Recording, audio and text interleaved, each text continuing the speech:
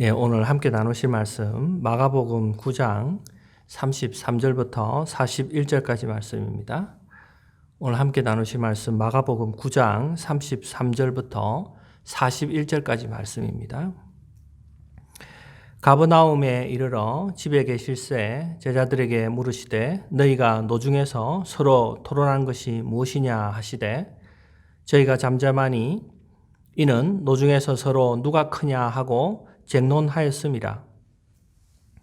예수께서 앉으사 12 제자를 불러서 이르시되 아무든지 첫째가 되고자 하면 무사람의 끝이 되며 무사람을 섬기는 자가 되어야 하리라 하시고 어린아이 하나를 데려다가 그들 가운데 세우시고 안으시며 제자들에게 이르시되 누구든지 내 이름으로 이런 어린아이 하나를 영접하면 곧 나를 영접하며 누구든지 나를 영접하면 나를 영접함이 아니요 나를 보내신 이를 영접함이니라. 요한이 예수께 여짜오되 선생님 우리를 따르지 않는 어떤 자가 주의 이름으로 귀신을 쫓아내는 것을 보고 우리를 따르지 아니하므로 금하였나이다. 예수께서 가라사대 금하지 말라. 내 이름을 의탁하여 능한 일을 행하고 적시로 나를 비방할 자가 없느니라. 우리를 반대하지 않는 자는 우리를 위하는 자니라. 누구든지 너희를 그리스도에게 속한 자라 하여 물 한 그릇을 주면 내가 진실로 너희에게 이르노니 저가 결탄코 상을 잃지 않으리라. 아멘. 오늘 말씀을 위해서 잠깐 기도하겠습니다. 거룩하신 하나님 아버지 감사합니다. 오늘 하나님께서 우리들에게 귀한 말씀 주셨는데 이 말씀을 통해서 우리가 더 깊은 깨달음을 얻을 수 있도록 주님 도와주시옵소서. 성령 하나님께서 우리의 마음을 만지셔서 우리가 정말 하나님께서 기뻐하시는 성품, 기뻐하시는 제자의 삶을 살아갈 수 있도록 주님 도와주시옵소서. 주님 은혜를 간절히 구합니다. 이 모든 말씀 거룩하시고 존귀하신 예수님의 이름으로 기도합니다. 아멘. 한 도시의 길을 사이에 두고 서로 원조라고 주장하는 가게가 있었습니다. 두 가게는 하루도 빠지지 않고 싸웠습니다. 이를 보다 못한 천사가 한 가게를 방문했습니다. 그리고 주인에게 당신이 무엇을 구하든지 그것을 들어주겠다고 합니다. 그러나 당신의 앞 가게에는 당신의 구한 것을 2배를 주겠다고 합니다. 당신이 금 100덩이를 구하면 당신에게 금 100덩이를 주고 앞 가게에는 금 200덩이를 주겠다고 말했습니다. 그랬더니 주인은 며칠의 말미를 달라고 합니다. 며칠 뒤 천사가 그 가게를 방문했을 때 주인은 제가 무엇을 구하든지 제 앞집은 2배를 주시는 것이 맞냐고 재차 물었습니다. 천사는 그렇다고 했습니다. 그랬더니 주인은 저의 한쪽 눈을 없애주십시오 하고 부탁을 합니다. 오늘 우리는 끝이 없는 무한 경쟁의 세상을 살고 있습니다. 그 결과 과거에 비해서 기술은 발전하고 능력도 향상되었고 인간은 경쟁에 대한 불안과 스트레스도 더 많이 쌓이게 되었습니다. 성경에는 인간의 시기심과 경쟁의식에 대해서 많이 다루고 있습니다. 인류 최초의 살인자 가인을 보면요. 동생 아벨을 시기심으로 죽였습니다. 요셉도 형들의 시기심에 의해서 애굽에 팔려갑니다. 아론과 미리암도 모세를 시기함으로 인해서 징계를 받았고 또 나단과 아비람도 경쟁심으로 인해 가지고 산채로 땅속에 묻혔습니다. 오늘 본문에는요. 제자들 사이에도 경쟁심에 대한 문제가 생겼습니다. 33절에 보면요. 가버나움에 이르러 집에 계실새 제자들에게 물으시되 너희가 노중에서 서로 토론한 것이 무엇이냐 하시되 여기서 토론하다라고 번역된 단어는요. 서로의 의견을 교환한다든지 이야기를 주고받는다든지 하는 것이 아니라 논쟁을 하면서 말싸움을 한 것을 말합니다. 그들은 예수님의 물으심에 대해서 대답하지 못합니다. 34절에 저희가 잠잠하니 이는 노중에서 서로 누가 크냐 하고 쟁론하였습니다. 12제자들은요, 그들 중에 누가 가장 큰지, 누가 예수님의 사랑을 가장 많이 받고 있는지, 예수님이 메시아로서 새롭게 왕국을 건설하면 누가 가장 높은 위치에 오를 것인지 하는 것에 대해서 계속해서 경쟁하고 있었습니다. 오늘날 우리도 대놓고 말하지는 않지만 교회 안에서 여전히 많은 경쟁심에 있습니다. 직분에 대한 경쟁도 있고요. 또 지위에 대한 경쟁도 있습니다. 목사들도 마찬가지입니다. 큰 교회를 담임하고 있는 목회자들은 얼마나 당당한지 모릅니다. 자신이 무언가 큰 일을 하고 큰 성공을 했다는 것을 나타냅니다. 반대로 작은 교회 목사들은 주눅이 들어서 구석진 곳에 몇몇이 모여가지고 앉아서 있습니다. 그래서 목사들이 교인들을 더 부풀려서 자랑하고 말하는 이유가 자랑하는 이유가 그것을 통해서 자신을 좀 더 인정받기 위해서 그러는 것입니다. 벌써 교회 안에서도 세상의 경쟁심이 들어온 것입니다. 하지만 오늘 예수님은 제자의 삶을 우리에게 말씀해 주시는데요. 제자의 삶 세 가지가 오늘 본문 안에 들어 있습니다. 그것을 여러분들과 나누도록 하겠습니다. 첫 번째, 예수님은 제자의 삶 첫 번째로 섬김을 말씀하십니다. 35절입니다. 예수께서 앉으사 12제자를 불러서 이르시되 아무든지 첫째가 되고자 하면 무사람의 끝이 되며 무사람을 섬기는 자가 되어야 하리라 하시고, 세상에는 끝이 되지 말고 첫 번째가 되어야 된다고 가르치는데 예수님은 첫째가 되려면 끝이 되어서 섬겨야 한다 하는 것을 가르치고 있습니다. 역설적인 논리를 가르치고 있는 거죠. 이는 세상의 논리와 완전히 다른 논리입니다. 제자들은 예수님의 그 말씀을 이해하지 못했습니다. 그러자 예수님께서 다시 설명하십니다. 36절과 37절에 어린아이 하나를 데려다가 그들 가운데 세우시고 안으시며 제자들에게 이르시되 누구든지 내 이름으로 이런 어린아이 하나를 영접하면 나를 영접함이요 누구든지 나를 영접하면 나를 영접함이 아니요 나를 보내신 이를 영접함이니라. 당시 이스라엘에서요, 사람의 수를 셀 때는 어린아이와 여자의 수를 넣지 않았습니다. 오늘날 물론 우리는 어린아이의 인권이 크게 향상된 곳에서 살고 있지만 당시의 어린아이는요, 나약하고 의존적인 그런 존재였습니다. 그래서 사람의 수에도 포함되지 않았습니다. 그런데 예수님은 어린아이 하나를 영접하는 것이 곧 나를 영접하는 것이요, 더 나아가서 하나님 아버지를 영접하는 것이라고 말씀하십니다. 천대받고 나약하고 사회적 지위가 낮은 자라도 제자는 섬겨야 한다, 영접해야 된다, 이것을 강조한 것입니다. 하나님의 축복은 섬김에 있습니다. 섬김은 성숙한 믿음의 삶입니다. 예수님이 이 땅에 오신 이유는요, 바로 우리를 섬기기 위해서 오셨습니다. 마가복음 10장 45절에 보면요, 인자가 온 것은 섬김을 받으려 함이 아니라 도리어 섬기려 하고 자기 목숨을 많은 사람의 대속물로 주려 함이니라. 예수님은 자신이 말씀하신 대로 우리를 섬기셨습니다. 예수님은 십자가에서 죄인들을 섬기기 위해서 자신을 내어주셨습니다. 참된 섬김은요, 자신을 내어주는 것입니다. 또한 예수님은요, 최후의 만찬에서 제자들을 섬기기 위해서 무릎을 꿇고 제자들의 발을 씻기셨습니다. 섬김의 본을 보여주신 거죠. 그 당시에 발을 씻기는 일은요, 가장 낮은 종들이 하는 일이었습니다. 예수님은 종이 되어서 제자들을 섬기셨습니다. 세상의 사람들은 한결같이 높은 자리로 올라가기를 원하고요, 권력 가지기를 원하고 명성을 얻기 위해서 계속 더 높은 것을 추구합니다. 그런데 예수님은 그것이 아니라 가장 낮은 곳에서 섬기라고 제자들을 가르친 것입니다. 상처 입은 치유자의 저자 헨리 나우에는요, 우리 시대를 대표하는 영성가입니다. 그는 1986년을 기점으로 삶에 큰 변화를 주었습니다. 하버드 대학교 교수직을 사임하고요, 정신지체 장애자들이 모여 사는 캐나다의 라르시 공동체에 들어갑니다. 그 당시에 많은 사람들이 만류를 했습니다. 당시에 하버드 대학교 총장은요, 귀한 영성과 학문을 학생들을 위해서 사용해 달라고 간곡하게 부탁을 합니다. 그러나 끝내 헨리 나우에는 자신의 뜻을 굽히지 않았습니다.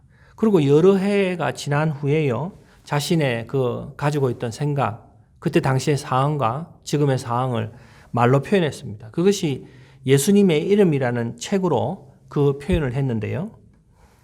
그 안에 내용을 보면요, 나는 지금까지 성공을 향한 오르막길만 달렸습니다.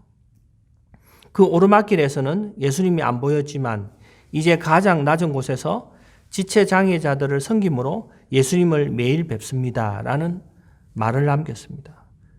예수님은 제자의 삶이 세상의 길과 다른 그런 경쟁을 통해서 오르는 것이 아니라 가장 낮은 곳에서 가장 낮은 자들을 주님을 대하듯이 섬기는 자세, 그것을 말씀하신 것입니다. 오늘 우리도 자신도 모르게 예수님의 길과 상반된 길을 가고 있지 않는가, 이것을 우리 자신이 다시 한 번 더 생각해 봐야 합니다. 두 번째, 예수님은 제자의 삶 두 번째로 관용을 말씀하십니다. 38절입니다. 요한이 예수께 여짜오되 선생님, 우리를 따르지 않는 어떤 자가 주의 이름으로 귀신을 쫓아내는 것을 우리가 보고 우리를 따르지 아니함으로 금하였나이다. 우리가 볼 때 요한의 이 질문은요, 굉장히 흐름상 생뚱맞은 그런 질문으로 보일 수 있습니다. 그러나 이제 본문 앞에서요, 예수님이 누구든지 내 이름으로 말하면 영접하라, 이런 말을 하셨잖아요. 그러니까 제자들은 자신들을 따르지 않는다는 이유로 예수님의 이름을 사용하는 것을 금했는데, 근데 예수님은 누구든지 자신의 이름으로 말하면 영접하라 말씀하셨으니까 자신들이 하고 있는 것이 잘된 일인지 잘못된 일인지 잘 구분할 수 없잖아요. 그래서 그들이 예수님에게 어떻게 해야 될지를 물은 것입니다. 예수님은 금하지 말라고 말씀하십니다. 39절과 40절에 예수께서 가라사대 금하지 말라, 내 이름을 의탁하여 능한 일을 행하고 즉시로 나를 비방할 자가 없느니라. 우리를 반대하지 않는 자는 우리를 위하는 자니라. 예수님의 능력을 경험한 사람은 예수님을 반대할 리가 없다고 말씀하십니다. 예수님은 반대하지 않는 것 자체도 유익이 된다, 이렇게 말씀하신 거죠. 예수님의 그 마음의 넓이를 우리는 알 수가 있습니다. 제자들은 이제 흑백의 논리에 빠져서 우리 편이 아니면 안 돼, 이렇게 그런 논리를 가지고 있었지만 예수님은 그것을 벗어나 다른 사람들에게 관대하게 대할 것을 말씀하신 것입니다. 남을 배려하는 마음을 관용이라고 합니다. 자신에게 속한 무리나 자신만 생각하는 것이 아니라 남을 이해하는 것, 그것이 관용입니다. 성경에서 대표적으로 관용의 성품을 가진 사람이 아브라함입니다. 아브라함은 너그럽고 관대한 사람이었습니다. 자신에게 자식이 없을 때요, 자신의 유업에 충실한 종에게 자신의 유업을 물려주려고 했습니다. 또 종을 자식처럼 생각한 그런 관대함이 있었습니다. 또한 조카 롯에게요, 먼저 좋은 땅을 선택하도록 양보를 했었습니다. 다른 사람을 배려하는 관대한 마음을 가지고 있었습니다. 신약에서 바울은요, 교회 지도자를 세울 때 관용의 성품을 강조합니다. 디모데전서 3장 3절에 보면요, 술을 즐기지 아니하며 구타하지 아니하며 오직 관용과 다투지 아니하며 돈을 자랑치 아니하며.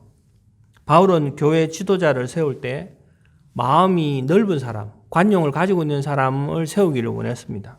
왜냐하면요, 관용은요, 관계적인 성품입니다.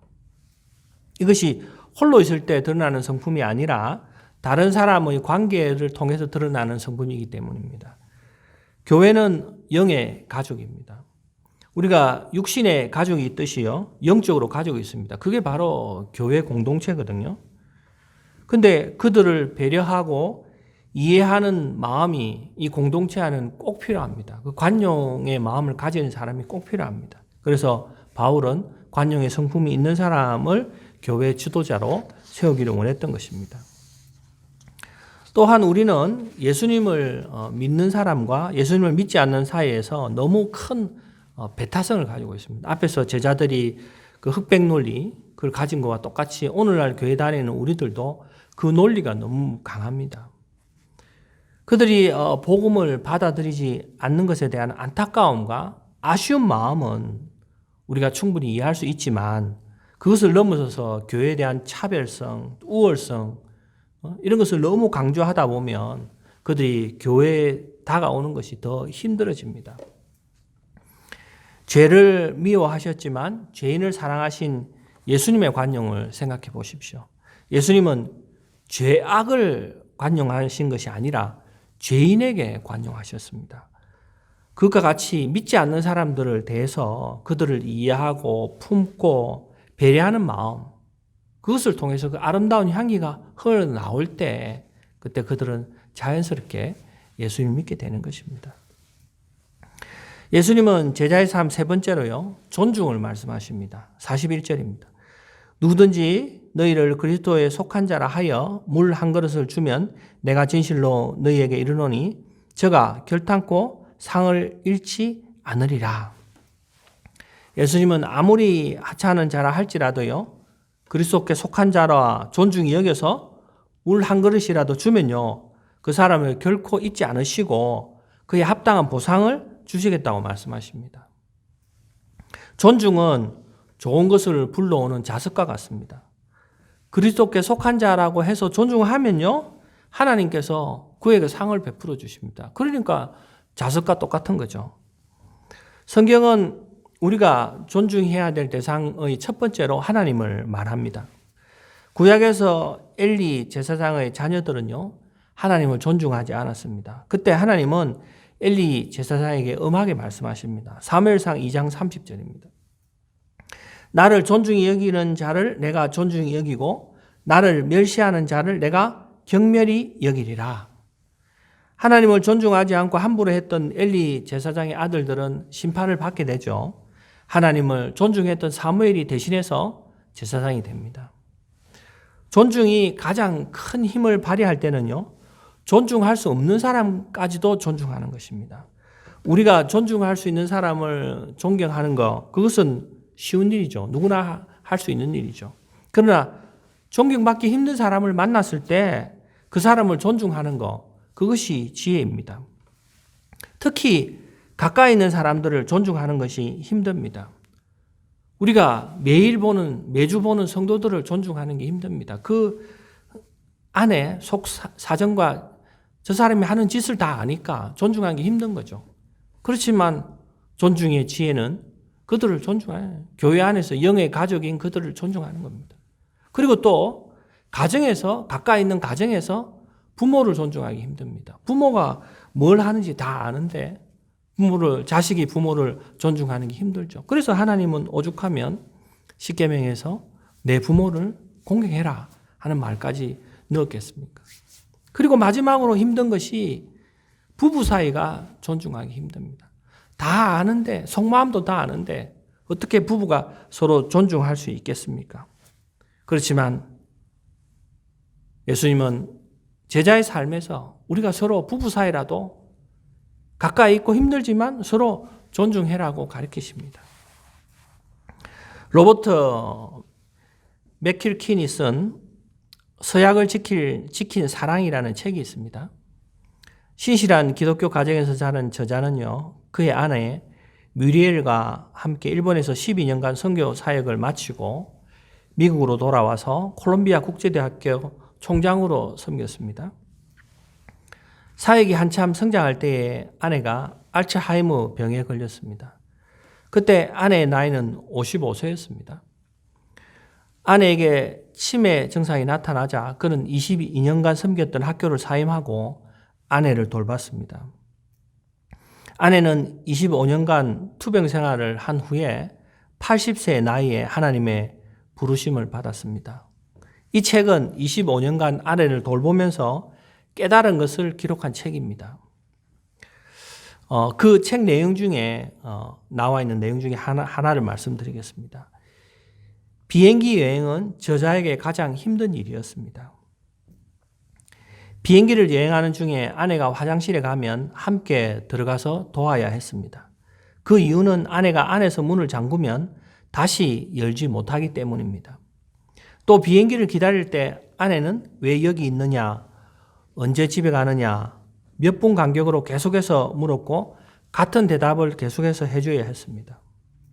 그리고 몇 분마다 아내는 자신도 모르게 무언가를 찾아서 쏜살같이 걸어갔습니다. 그 아내를 잡아서 여러 번 같은 자리로 돌아왔습니다.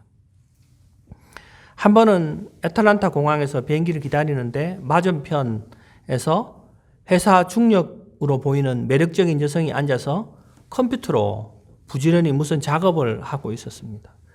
또 한 차례 달려간 아내를 쫓아가서 데리고 돌아오니 그 여성이 서류에 눈을 떼지 않고 무슨 말을 했습니다. 계속 왔다 갔다 하는 우리 부부에 대한 거부감을 나타내는 줄 알고 사과하기 위해서 물었습니다. 다시 한번 말해 주시겠습니까? 그랬더니 그 여성이 아니요, 그냥 나를 저렇게 사랑해주는 남자를 만날 수 있을까 하고 혼잣말을 한 것입니다. 이렇게 대답합니다. 저자는 완벽한 사람이 아닙니다.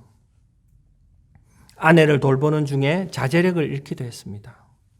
그러나 저자는 아내를 사랑했습니다. 아내를 마지막까지 존중했습니다. 그리고 결혼식 때의 서약을 지켰습니다. 이것이 제자의 삶입니다. 오늘 예수님은 그리스도인의 제자의 삶을 말씀해 주셨습니다. 첫 번째는 섬김의 삶이고, 두 번째는 관용의 삶이고, 세 번째는 존중의 삶입니다.